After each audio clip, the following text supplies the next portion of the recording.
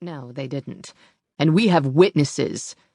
What they had were the words of some asshole kids who had been detained in this room more times than anyone could count.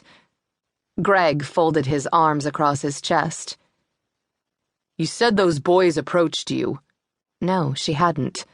She'd said they surrounded her when she left her cabin mere seconds after she'd realized that not only had someone broken into the cabin while she was gone, but they had totally ransacked it. Greg went on. You also said you're certain that those boys made a mess in your home. Personally, she wouldn't call breaking her furniture, slashing her clothes, spray painting insults on her walls, smashing her TV, and slinging the contents of the refrigerator around her home a mess. But according to the 8 youths, they were just hanging around, minding their own business, when you came at them and accused them of breaking into your cabin. Which, of course, was a load of cock and bull. They claimed that they assured you that they weren't responsible for the damage. Another lie. In truth, they had delighted in confessing their involvement when they crowded her, laughingly informing her that Rochelle had put them up to it. And who was Rochelle? Only the delegate of Satan. She also happened to be the pack's beta female. They insist that you refused to listen, that you persisted in accusing them of breaking into your home at Rochelle's request. Then you stated, I'm going to kill her, before running off. Had Allie thought the words? Multiple times. Had she spoken them aloud? Not even once, because Allie didn't bother with threats or warnings. She much preferred to challenge her foe, get the fight over with, and then go on about her day. But she'd resisted the urge to challenge Rochelle for several reasons. Mostly because it was exactly what Rochelle wanted. Allie had no intention of giving that crazy heifer anything. Clint came to Allie's side, resting his hands on the table. You say that you headed for the pack house, looking for Matt, only to find that the place was empty. But see, I don't buy that, sweetheart. His eyes drilled into her as his upper lip curled.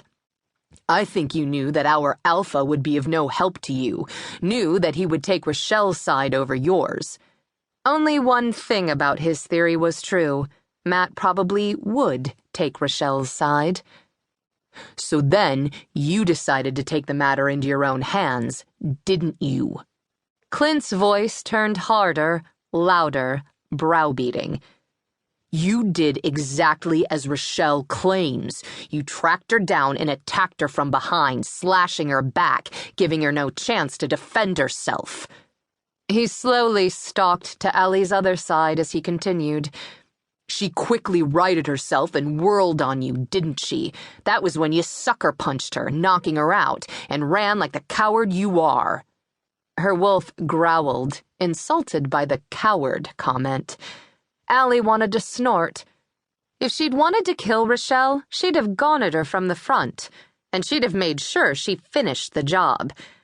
Since she'd joined the Collingwood Pack 2 years ago, Allie had only been involved in 2 duels. Both times, Allie had won. She'd fought hard and dirty, but she did not attack from behind, and she did not run off like a coward. No self-respecting dominant wolf would. You were jealous because you lost Zeke to her, charged Clint with a taunting smirk, and you thought that if she was out of the picture, you would get him back.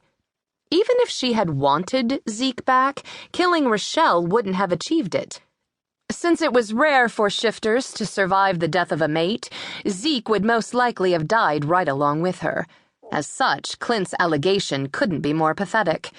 And because Allie had a terrible habit of accidentally speaking her thoughts aloud, she mocked, Wow, you cracked this case wide open. Clint flushed from the neck up, but after a moment he gave a careless shrug. It's your word against Rochelle's. His tone made it clear that Allie's word meant jack shit. Unfortunately, that was true. The past few months had sucked big time. It had been a blow when her boyfriend found his true mate, but Allie was happy for Zeke. She had been nothing but welcoming and respectful to his mate, but the female had loathed her from minute one. Allie felt